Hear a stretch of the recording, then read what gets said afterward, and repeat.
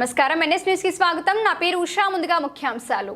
నిజామాబాద్ జిల్లా Navipet mandal social justice for world human rights council రాష్ట్ర ప్రతినిధి డాక్టర్ సాపా పండరి మాట్లాడుతూ, రాకేష్ సేవలను మాటల్లో వర్ణించలేమని, స్వార్థం, ఈర్ష, కుట్ర, అసూయ, రాగద్వేషాలకు ఏమాత్రం తావు ఇవ్వని సజ్జనుడని, కరోనా సమయంలో కుటుంబ సభ్యులకు 50 రోజులు దూరంగా ఉండి బాటసారులకు, అభాగ్యులకు అన్నదానం చేసిన గొప్ప త్యాగమూర్తి అని, సామాన్యులకు కష్టం ఎక్కడ వచ్చినా అక్కడ రాకేష్ ఉంటాడని తెలియజేశారు.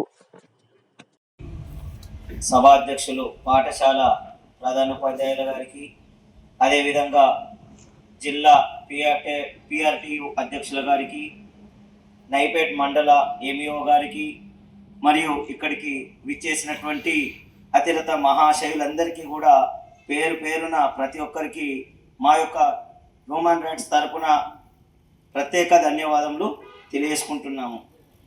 మరి social justice for world human rights council national chairman doctor Koppula Vijay Kumar గారి ఆదేశానుసారము ఈరోజు ఇక్కడికి ఈ పాఠశాలకు మేము విచ్చేయడం జరిగింది. మా యొక్క ముఖ్య ఉద్దేశం ఏంటి అని అంటే, కేవలం సామాజిక న్యాయం, అందరికీ సమానమైనటువంటి న్యాయం జరగాలనేదే మా యొక్క లక్ష్యము, మా యొక్క ఎయిమ్. విద్యార్థులారా, మా యొక్క ఏంటి అని అంటే, డాక్టర్ బిఆర్ అంబేద్కర్ గారి ఆశయ సాధనకై, నెల్సన్ మండేలా గారి లక్ష్య సాధనకై కృషి చేయడమే మా యొక్క ప్రయత్నం, మా యొక్క ప్రయాణం. ఇక్కడ చూసుకున్నట్టయితే ఈరోజు మీ ముందుకు రావడానికి కారణం, మరి నా మిత్రుడైనటువంటి మా యొక్క హ్యూమన్ రైట్స్లో నైపేట మండల చైర్మన్ అయినటువంటి డి రాకేష్ గారు ఏర్పాటు చేసినటువంటి ఈ యొక్క కార్యక్రమానికి మేము ఇక్కడికి రావడం జరిగింది. మరి ఎన్నో పాఠశాలలో, ఎన్నో జూనియర్ కళాశాలలలో, ఎన్నో డిగ్రీ కళాశాలలో మేము ఇప్పటికే ఆల్రెడీ మత్తు పానీయాలకు యువత చిత్తు అని, మాదక ద్రవ్యాలకు దూరంగా ఉండాలని, తల్లిదండ్రులు అనవసరమైనటువంటి వ్యసనాలకు లోనైనట్టయితే తల్లిదండ్రులు తట్టుకోలేరని, ప్రమాదాల బారిన పడకూడదని, అనారోగ్యాల బారిన పడకూడదని అనేక విద్యాలయాలలో మేము ఎన్నో అవగాహన సదస్సులు ఏర్పాటు చేశాం. అందులో భాగంగా నైపేట్ మండలం నాగేపూర్లో గత సంవత్సరం ఏర్పాటు చేశామండి. ఈరోజు ఇక్కడ వచ్చినటువంటి ముఖ్య ఉద్దేశం ఏంటి అని అంటే, మేము ఏదైనా కానీ, ఎక్కడైనా కానీ ఎవరైనా కష్టంలో ఉన్నారు అని అంటే వాళ్లకు చేయూతనివ్వడమే, సహకరించడమే మా వంతు ప్రయత్నం. కష్టంలో ఎవరున్నారు అని అంటే అక్కడికి వెళ్ళి వాళ్ళను ఆ కష్టం నుంచి బయటకు తీసుకురావడానికి ప్రయత్నిస్తూనే ఉన్నాం. అందులో భాగంగా గత 12 సంవత్సరాల నుంచి నాకు పరిచయమైనటువంటి ఈ రాకేష్ నా మిత్రుడు. అతని గురించి ఎంత చెప్పినా మాటలలో నేను ఎక్కువగా చెప్పలేకపోతానేమో, రాతలలో అతని గురించి పుస్తకాలలో అంత గొప్పగా రాయలేకపోతానేమో. నా మిత్రుడు 24 క్యారెట్స్ బంగారం. ఇక్కడ ఎత్తున్నా, నా మిత్రుడు 24 క్యారెట్స్ బంగారం. ఎందుకనంటే 12 సంవత్సరాల నుంచి నేను అబ్జర్వ్ చేస్తూనే ఉన్నా. నేను నందిపేట నుంచి బోధనకు లెక్చరర్గా వర్క్ చేసేటప్పుడు, నేను అప్ అండ్ డౌన్ చేసేటప్పుడు నాకు పరిచయమైండు. అప్పటి నుండి ఇప్పటి వరకు చూస్తున్నా. సేవా కార్యక్రమాలలో ఎక్కడ చూసినా కూడా రాకేష్ రాకేష్ రాకేష్ రాకేష్ రాకేష్. ఎక్కడ కష్టం వచ్చింది అని అన్నా కూడా అక్కడ ముందు నిల్చుండేటటువంటి మనిషి ఎవరు నైపెట్టినానంటే రాకేష్. కష్టం వచ్చినా, సుఖం వచ్చినా, ఎక్కడైనా కానీ ప్రతి విషయంలో, ఉదాహరణకు కరోనా సమయంలో అందరూ ఇంట్లో దాగి ఉంటే నా మిత్రుడు మాత్రం భార్య, పిల్లలను, తల్లిదండ్రులను వదిలేసి 50 రోజులు ఇంటికి దూరంగా ఉండి అన్నార్థులకు, శరణార్థులకు, ఎవరైతే ఎక్కడి నుంచో ఎక్కడ ప్రాంతాలకు వెళ్ళేటటువంటి వాళ్లకు అన్నదానం చేస్తూ బయటనే పడుకున్నాడు, కానీ ఇంట్లోకి మాత్రం వెళ్ళలేదు. వాళ్లకు అన్నం పెట్టిండు.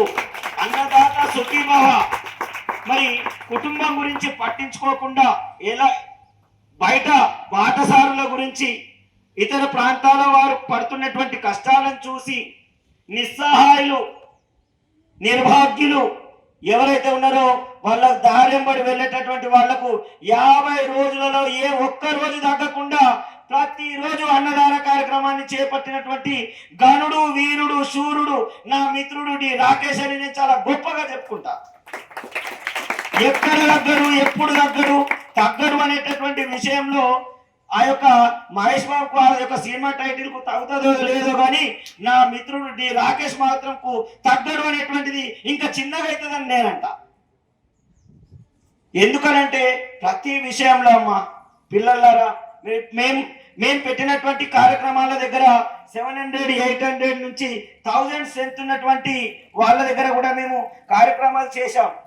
ఓకే, ఇంత మంచి స్కూల్ అంటే ఒక స్కూల్ గురించి మాట్లాడుకున్నట్టయితే ఫ్యాకల్టీ ఇంగ్లీష్ మేడం గారు మాట్లాడుతూ ఉంటే ఇంగ్లీష్ మేడం గారు మాట్లాడుతూ ఉన్నారు, నేను తెలుగు లెక్చరర్ని, అంత స్పష్టమైన తెలుగు మాట్లాడే ఆ మేడం మాట్లాడుతున్నది. మళ్ళీ ఏ టీచరు? English teacher. నిజంగా ఇక్కడ ఉన్నటువంటి ఉపాధ్యాయ బృందం చాలా ఎక్సలెంట్.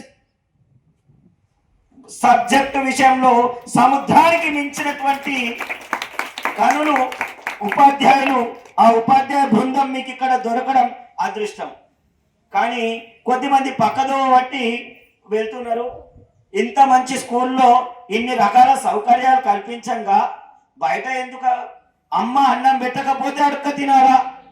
అమ్మ అన్నం పెట్టకపోతే అడక తినాలా? అమ్మ ఇంత పంచపరమాన్నం లాంటి అన్నం పెడతా ఉంటే, అన్నం మీన్స్ సబ్జెక్టు విషయంలో టీచర్లు మీకు ఇక్కడ అందుబాటులో ఉండగా పక్కదారి పట్టాల్సిన అవసరం ఏమున్నది?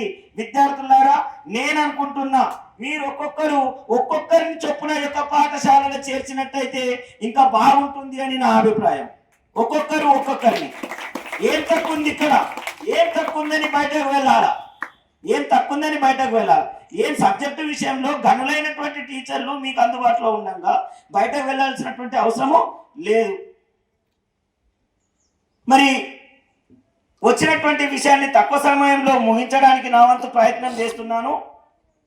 డి రాకేష్ కథలలో అతని గురించి పుస్తకాలలో అంత గొప్పగా రాయలేకపోతానేమో. నా మిత్రుడు 24 క్యారెట్స్ బంగారం. ఇక్కడ చెప్తున్నా, నా మిత్రుడు 24 క్యారెట్స్ బంగారం. ఎందుకనంటే 12 సంవత్సరాల నుంచి నేను అబ్జర్వ్ చేస్తూనే ఉన్నా. నేను నందిపేట నుంచి బోధనకు లెక్చరర్గా వర్క్ చేసేటప్పుడు, నేను అప్ అండ్ డౌన్ చేసేటప్పుడు నాకు పరిచయం అయిండు.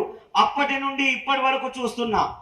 సేవా కార్యక్రమాలలో ఎక్కడ చూసినా కూడా రాకేష్ రాకేష్ రాకేష్ రాకేష్ రాకేష్. ఎక్కడ కష్టం వచ్చింది అని అన్నా కూడా అక్కడ ముందు నిల్చుండేటటువంటి మనిషి ఎవరు నైపెట్టినానంటే రాకేష్. కష్టం వచ్చినా సుఖం వచ్చినా ఎక్కడైనా కానీ ప్రతి విషయంలో, ఉదాహరణకు కరోనా సమయంలో అందరూ ఇంట్లో దాగి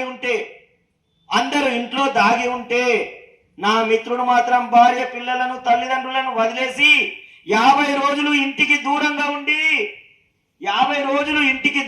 ఉండి అన్నార్థులకు, శరణార్థులకు, ఎవరైతే ఎక్కడి నుంచో ఎక్కడ ప్రాంతాలకు వెళ్ళేటటువంటి వాళ్లకు అన్నదానం చేస్తూ బయటనే పడుకున్నాడు, కానీ ఇంట్లోకి మాత్రం వెళ్ళలేదు. వాళ్లకు అన్నం పెట్టిండు. అన్నదాత సుఖీభవ. మరి కుటుంబం గురించి పట్టించుకోకుండా ఎలా బయట బాట